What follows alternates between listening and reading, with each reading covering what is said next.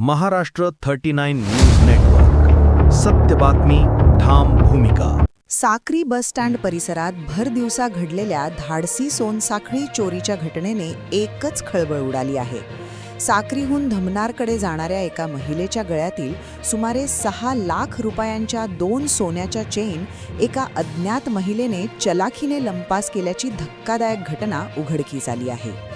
घटना इतकी सफाईदार पद्धतीने पार पडली की पीडित महिलेला काही क्षणांतच आपल्या गळ्यातील सोनं गायब झाल्याचे लक्षात आले.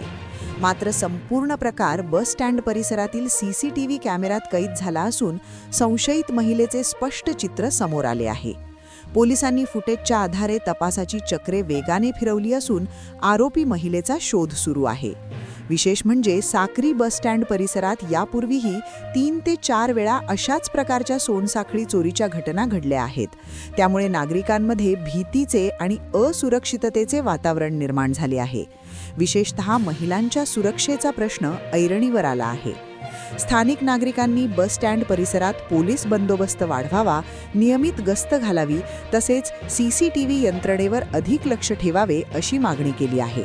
वाढत्या चोरीच्या घटनांमुळे पोलीस प्रशासनाने तात्काळ कठोर आणि ठोस कारवाई करावी अशी जोरदार मागणी नागरिकांकडून होत आहे. महाराष्ट्र 39 न्यूज नेटवर्क प्रतिनिधी सागर मेटकर, साक्री.